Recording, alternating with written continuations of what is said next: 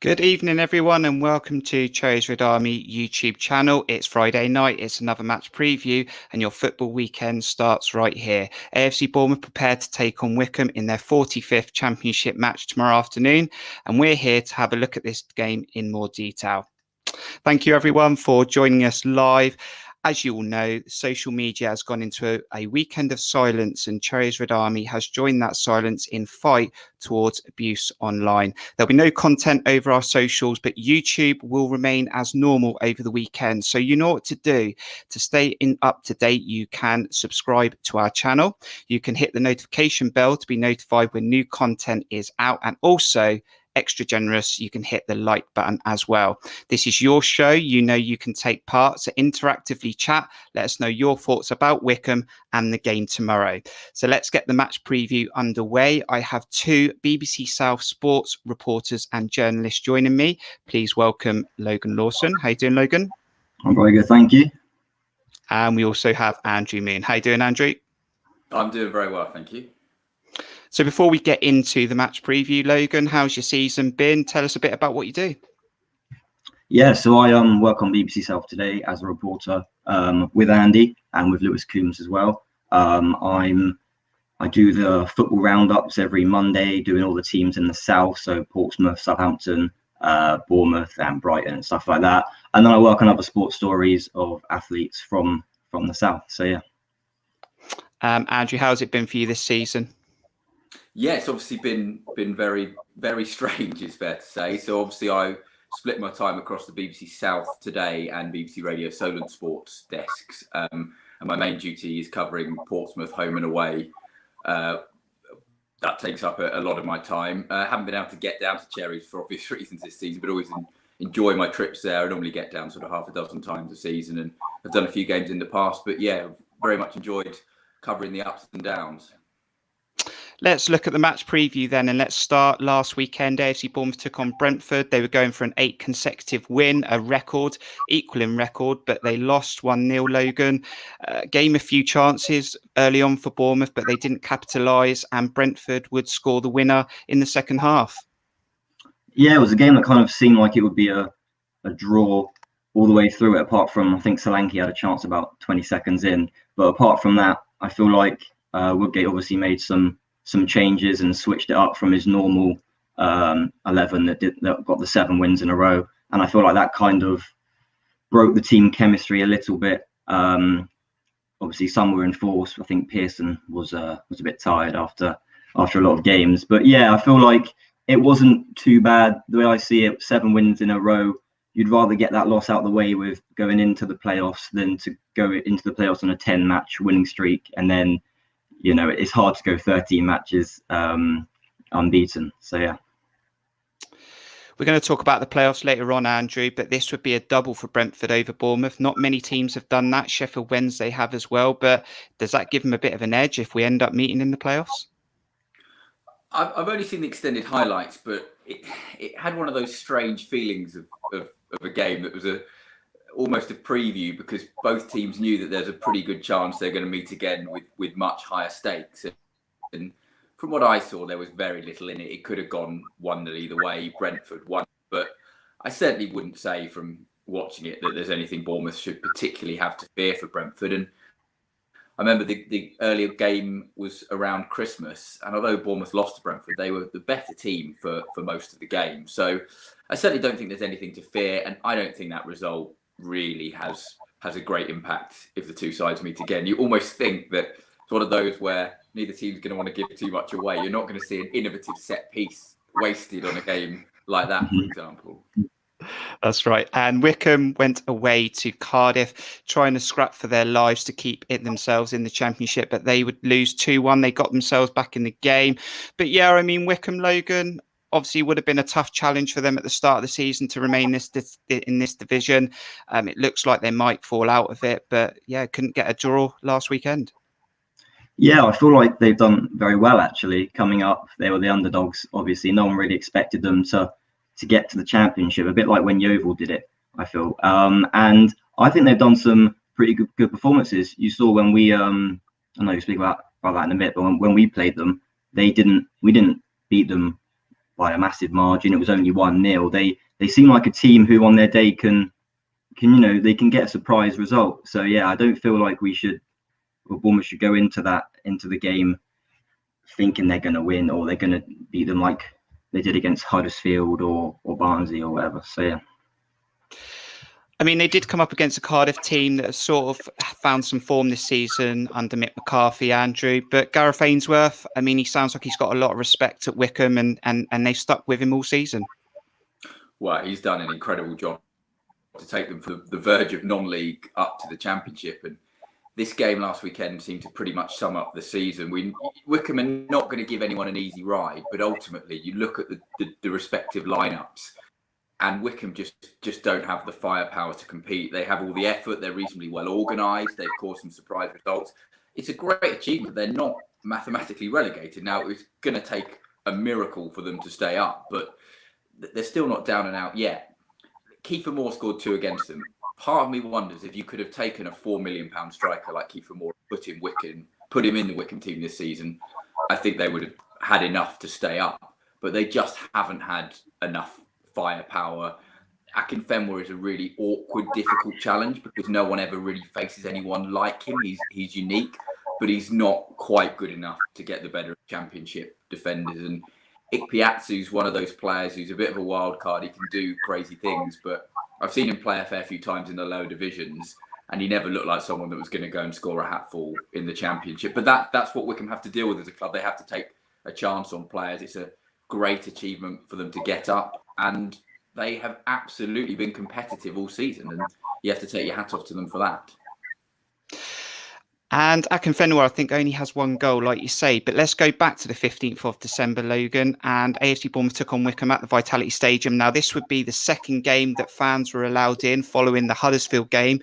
That was a convincing win, but a tough night in the end. And Akinfenwa played a part there.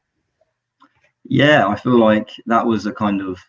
Back then, Carter Vickers was injured. So I think it was Mepham, if I'm not wrong, playing in the defence there. And yeah, Akinfenwa, he's you always see him on Soccer AM and on social media, and you feel like he's just kind of there he's Akinfenwa, he's the beast or whatever. But no, he definitely gave the defenders a run for their money. And it wasn't an easy game at all. Stanislas got the goal, and it was helped by the red card from Wycombe. I think it was a bad tackle on Lewis Cook. But yeah, no, he's a good player. I feel like they gave him the penalty to get him his first Championship goal. That was quite nice to let him score. So at least he's got that on his CV. But yeah, no, definitely. And it was the 1 goal. Sam Surridge came off the bench. Should we take a look at that goal again? Some raw fan footage. David Brooks assisting for Junior Stanislas. Let's take a look. Lovely switch.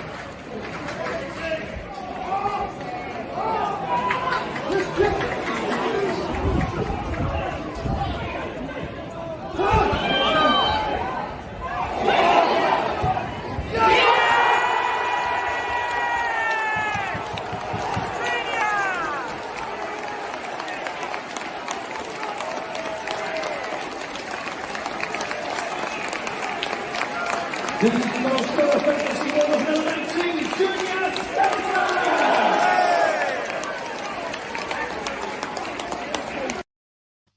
And Andrew, 2 players there linking up, Junior Stanislas and David Brooks. And as we lead into the playoffs, they're probably 2 players that are going to be fighting for one of those wing places, alongside Danjuma and Solanke. Yeah, and I know Brooks has not got back to where he was, 18 months, 2 years ago, but I still look at him as a player as if you can really get a tune out of and get going. He's just got so much quality. What's great about that clip is that wonderful sound of a goal that followed by cheers and how much we've missed seeing that. But obviously, I think that game, I still think the most memorable thing of the reverse fixture was the Stanislas Sturridge bust up that Jefferson Lerma had to break up towards the end of the game. You don't see two players clashing like that very often, and that felt like one of the most significant things. And I know they brushed it off, and yeah, obviously, look, disagreements happen all the time, but you see players shouting at each other all the time. You don't all that often see them pretty much grabbing each other by the throat as we did. I was quite angry about that in the stadium, actually, Logan, when I saw that with Stanislas, with Surridge being a young player. And every time Surridge come on this season, he's influenced the game. But actually, on reflection, I just think Stan is that type of player. He's so passionate. Yeah, And also, Surridge looks. I was just because Surridge looks like the kind of player, might be young, but he can stand up for himself. He wouldn't. Yeah. He'll happily say what he thinks back. Yeah, it's never nice to see obviously two players go at it, but I think Stanis has done it before this season. I think he had a go at Kelly as well in one of the games. So he must just be that type of player. He wants to win. So yeah.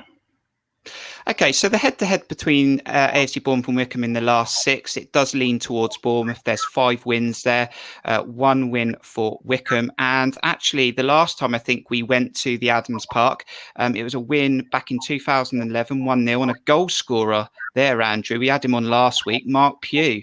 But also Steve Cook played a part in that game. I mean, do you think he'll remember playing all those years ago? I'm sure it'll come flooding back when he goes there. Adams Park's quite a unique stadium, sort of in the middle of nowhere. It's got one huge stand, one small one, and yeah, it is. You won't have to suffer that tomorrow. But the players' changing rooms are basically just next to one of the bar areas for the home side. So everyone walks in the same entrance. But it's an unusual ground. So look, players like to remember victories. So I wouldn't be surprised if he can recall that one. Is it home from home, Logan? They've got 10,000 seater stadium. We're the second, I think, highest seater stadium in the league. But would it be home for us? I feel like it definitely could be. I don't know how playing away affects the players this season. Obviously, without the fans, I've heard many players say that they don't really notice it as much now because usually it's just the home fans getting on your backs. But no, it could be. I mean, familiar surroundings, it could look the same, but I feel like the players is going to go out there and they should just do the job, not focus on what's around them. Just to clarify, there's Kenilworth Road in there as well, so I'm not sure if we're second highest or second from bottom with regards to attendance, but yeah, a nice stadium as well for Kenilworth Road. That's a lot of people like that one as well. So looking at the form of both teams then, so Andrew, we're currently 4th with 77 points, 50% win percentage this season.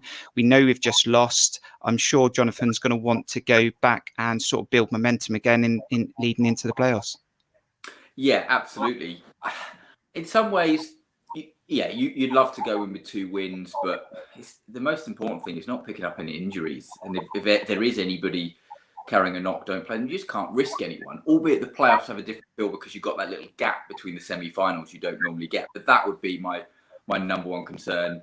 You feel Bournemouth should have enough to take care of Wycombe, even though of everything we said about Wycombe being hard to beat and they'll give everything. But the quality gap should be able to show. And yeah, you wouldn't want to go into the playoff off the back of 3 defeats, but I'm not totally convinced how big an impact form is going to have.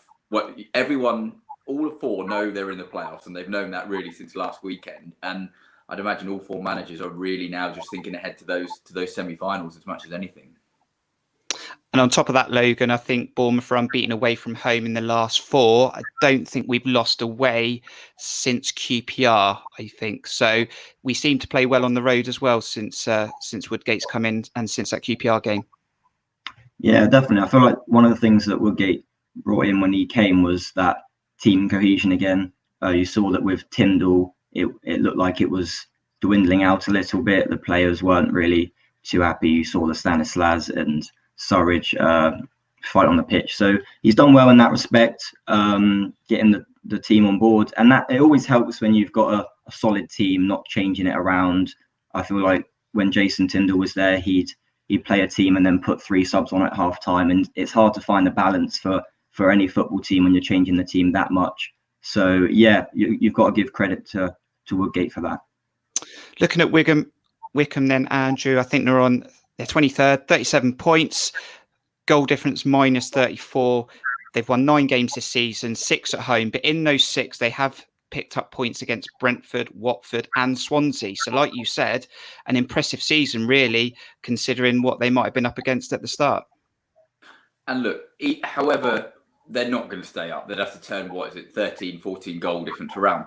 But for them just to go into the last day of the season, still mathematically in the battle, which they would need to win and Derby lose, obviously, to happen, that would be a hell of an achievement. And also, it sounds silly, but not finishing bottom would be a good achievement for them. So I just don't think they're going to be the side who are going to be downing tools based on relegation. They knew they've been up against it, and they knew they were going to have to pull out something a bit special, which they haven't been able to do. But look, they're still there. The only thing is I feel a bit sorry for Wycombe fans that you don't necessarily think they'll bounce straight back up. And this could be their one season in the Championship for a while, and they've not been able to go to any of the grounds, or a small number will have seen a couple of home games, but no more than that, which must be pretty devastating. Yeah, that is a shame. And 35 goals they've scored this season, Logan, second worst in the league. Against Bournemouth, 73 goals, second in the league. So that's where the gulf could be if Bournemouth players turn up tomorrow. Yeah, definitely. You all know Bournemouth's firepower. You've got the front four that seems to like Brooks, Solanke, Danjuma and Billing. They're all on form. So that could be very good for them. But one of Bournemouth's weaknesses is from corners, set pieces, a header, a big player. If Akinfenwa's playing, if Ikpeatsu's playing, all they need is one header and it goes in, and that's the clean sheet gone. So yeah, I don't think that Wycombe should be taken lightly in that respect. And talking about that weakness, Andrew, their second goal scorer, highest goal scorer for Wycombe, is a defender, and that tells you everything about where their problems have been this season and why they're probably going to fall short. Yeah, I'm guessing that's Joe Jacobson, and he's worth watching out for because of he scored, I think, direct from a corner, but he's the usual penalty takers, and we often used to joke when we were covering in League Two that if you got a free kick outside the area, you didn't need to worry because there weren't many people in League Two who could do anything with it, with Jacobson being the exception. So it does show that they haven't been able to find that striker, but Jacobson is someone to watch out for. His dead ball delivery with his left foot is dangerous, and he can hit free kicks from outside the area. So he's certainly one to watch for. Keep letting us know what you think in the chat. Thank you for the people that are currently joining us live. We're going to take a look at Jonathan Woodgate's press conference and have a look at the predicted lineup for tomorrow. This is your opportunity, though, to make sure you hit that like button and support the channel. And also, you can subscribe and you can also sponsor the channel as well. There are sponsorships that have already done that this season. We really appreciate it. It does help provide the information that we give you. So let's take a look at the press conference then. And Jonathan Woodgate, Logan, he was pretty happy with the current week. He had a week to work with the players. A pretty strong squad again. No Lewis Cook and no Lloyd Kelly. Shane Long is back, but not a lot of training. But yeah, he was pretty happy with the week. Yeah, I feel like in the Championship, you only really get 2-3 days of training maximum before the next match comes along. So he'll be happy with that, definitely. I think it's a fine line against Wycombe, going back to the lineup, in terms of what he does. Does he play his full strength side, hope to get a bit of momentum and then risk an injury? Or then he plays a weakened squad and then they don't get the result, and then they're going in on a bit of a downer, and the players who will be playing in the playoffs haven't got that match fitness. So it's going to be interesting to see who he plays. Yeah. And I get that whole protection, Andrew. And we spoke to Mark Pugh last week and I said, look, you're a player.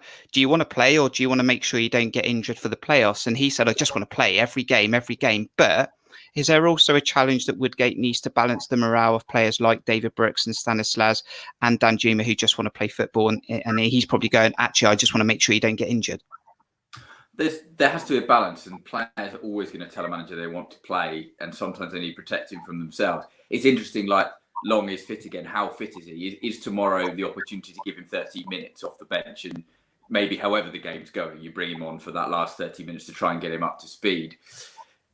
The Stanislas Brooks, you wonder, does he want to give his preferred option the last couple of games, or almost does he want to keep the opposition managers guessing as to what he's going to do? It's a pretty good choice to be having between those two at the top end of the Championship. But as I said, I think if people are carrying knocks, I would be very tempted to give them a rest this weekend. And the only concern I have, Logan, is in that run of 7 consecutive games, it was pretty consistent. We knew who was starting. We knew the formation he was going to go with. When Jonathan Woodgate has switched it up, changed formation, gone with the back three, or changed a few players here or there, we lost to QPR, we lost to Cardiff, and we lost to Brentford. Is that a concern to worry about? Yeah, I feel like that's the same with any team. When you switch it up and go something that's different to the winning recipe, it can change a lot of things in terms of player chemistry and who you link up with and stuff like that. So that will be a concern. I doubt he's going to go with any other formation than what we've seen, the 4-2-3-1, if that's what you want to call it, because that's what he's been playing. That's what's worked with him. But it will be interesting to see which players he plays. Okay, so let's take a look at who we think Jonathan Woodgate will pick tomorrow, a decision he's got to make. Let's do the predicted 11.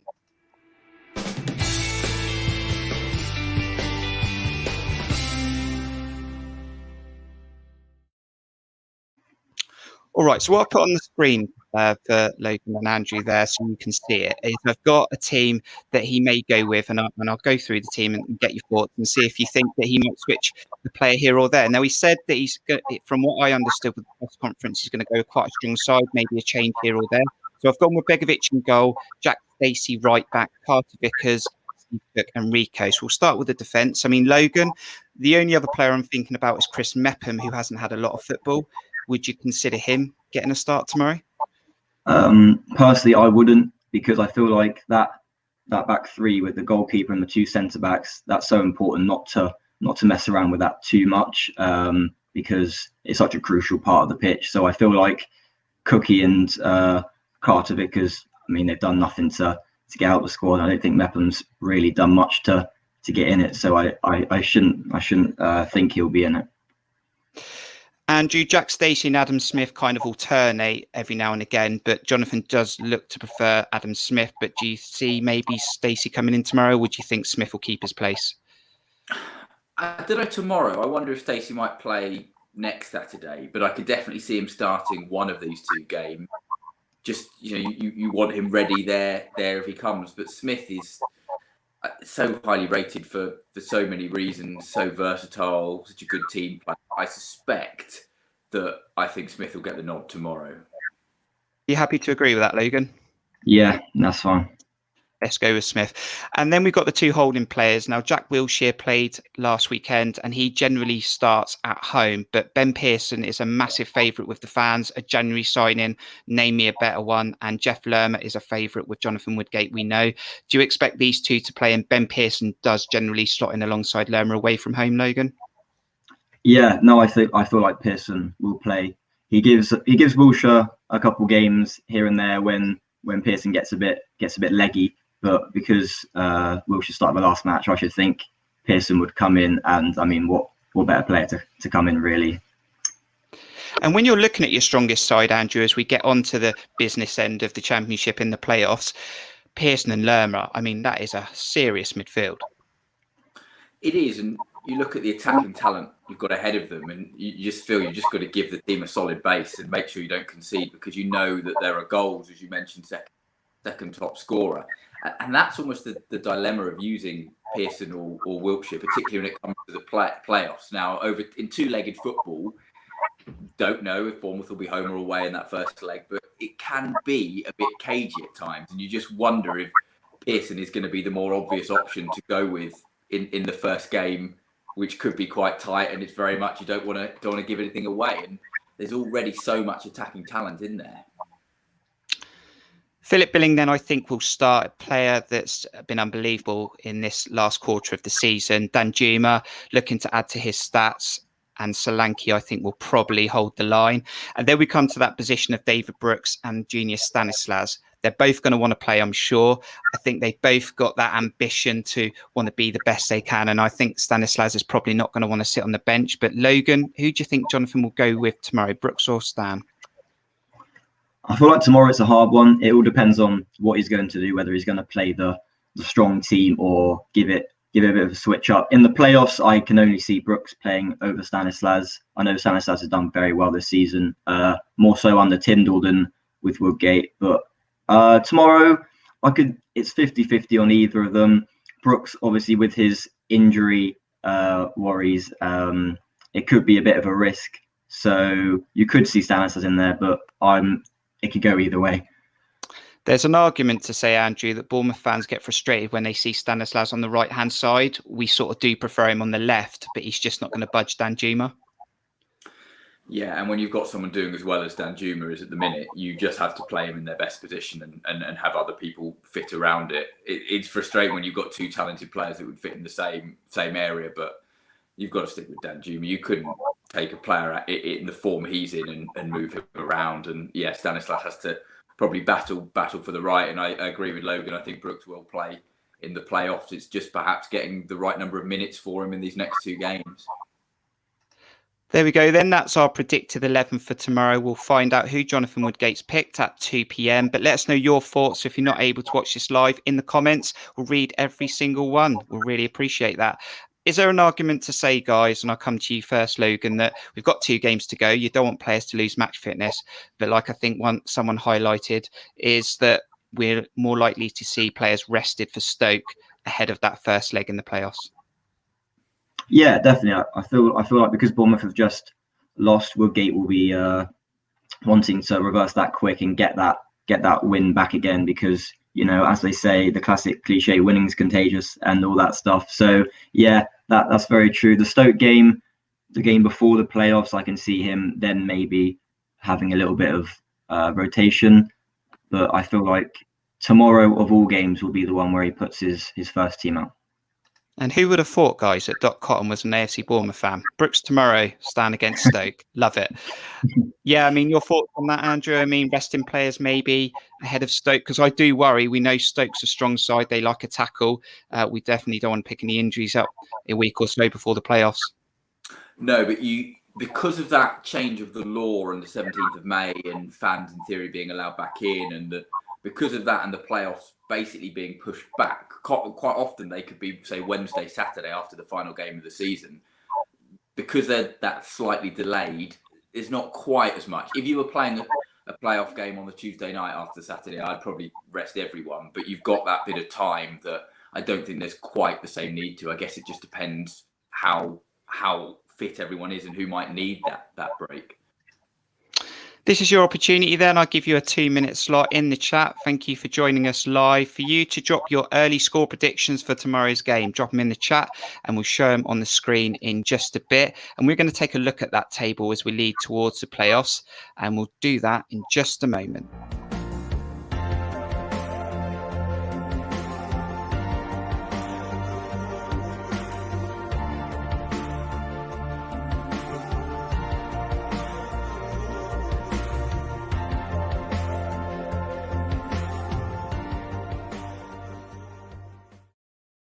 There's some selected fixtures below then, guys, that I've put on there, mainly the teams that are in the playoffs. The fixtures tomorrow, game week 45. And as you look at the league table, Logan, Brentford 3rd, Bournemouth 4th, Swansea 5th, Barnsley 6th. How are you seeing those sort of positions lay out in the next 2 games? And where do you think Bournemouth will finish?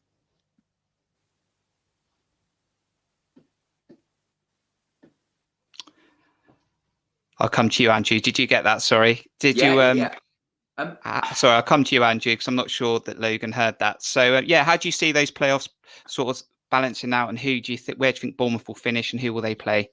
So I think Brentford have got enough to get 2 wins from the final, or a win from the final 2 games, and they only need, 2 points, 3 points would get them guaranteed 3rd. I think Brentford will finish 3rd. Other than that, it's really tough to say, and I don't think home advantage in the second leg is that significant in these playoffs. To some degree, I don't think it matters where you finish. I'm sure Woodgate would like to finish 4th. I'm sure he'd rather be at home 2nd up. I don't think it matters that much. What I would say is the team I'd want to avoid, I think, is Barnsley. They are the team that feel like they're it's almost a divine season for them to go from being minutes away from being relegated a year ago to within 3 games of the Premier League. I wouldn't fancy Barnsley. I think I'd much rather face Swansea.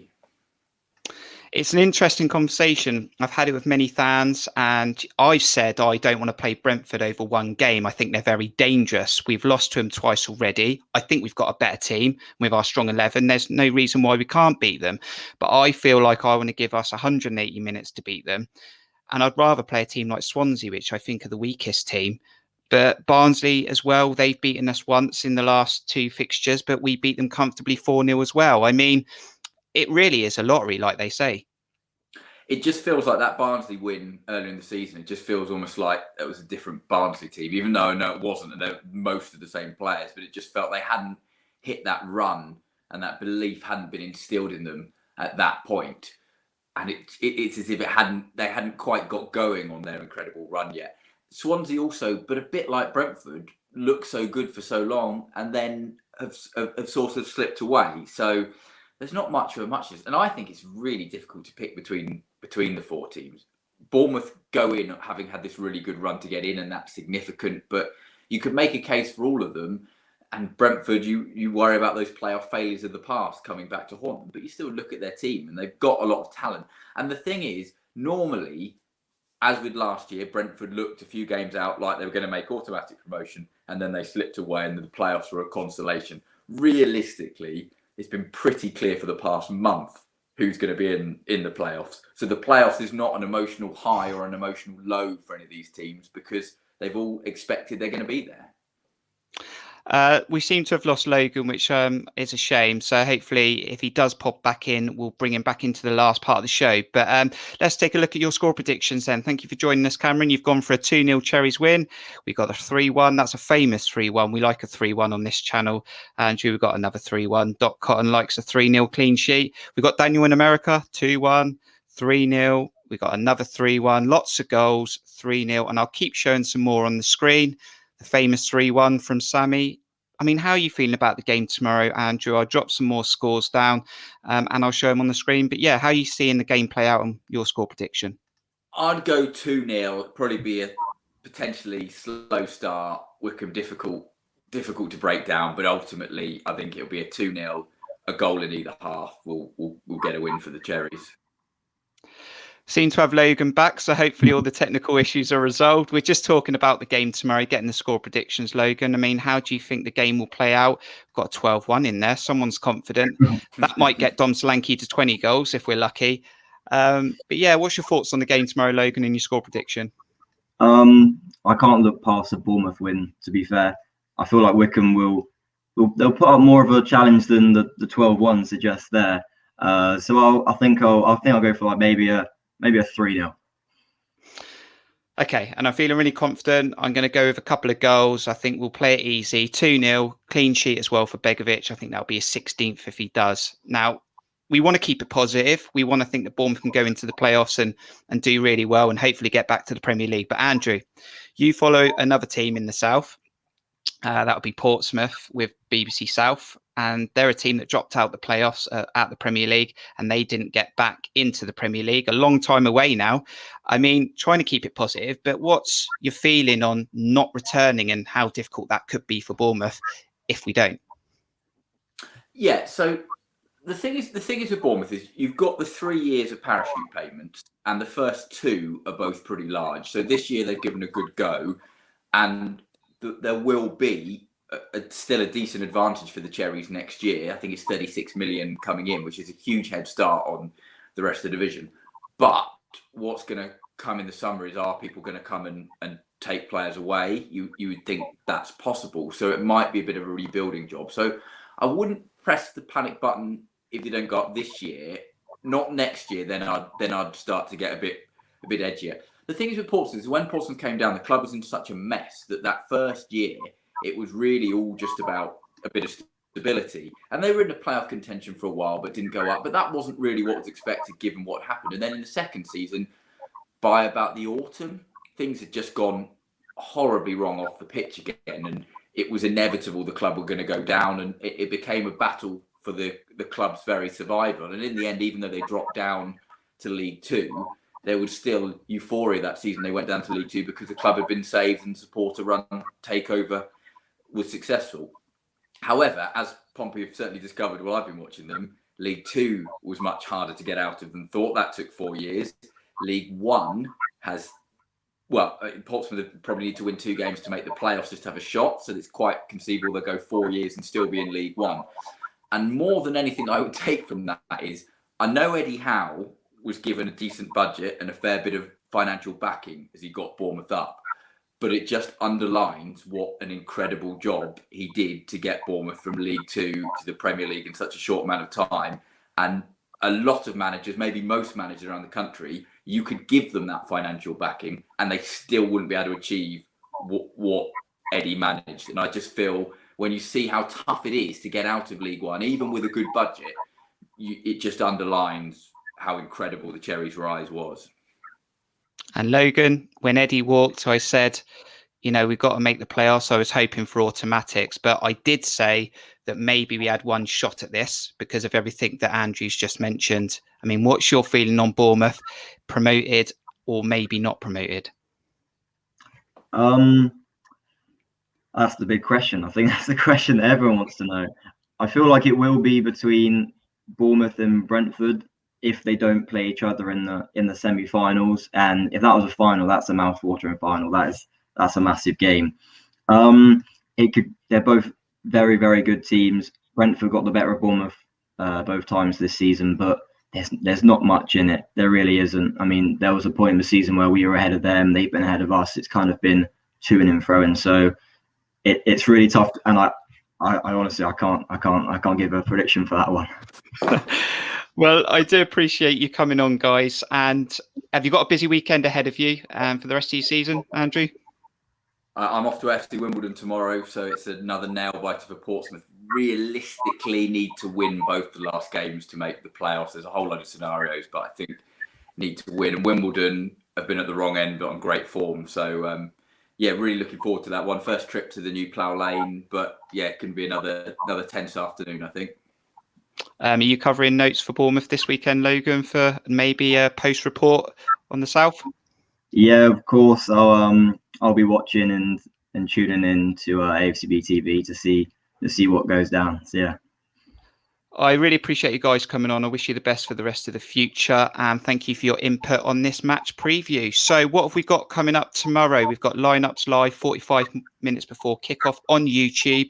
So check us out for that, 2:15. And we also have a post-match review coming out as well.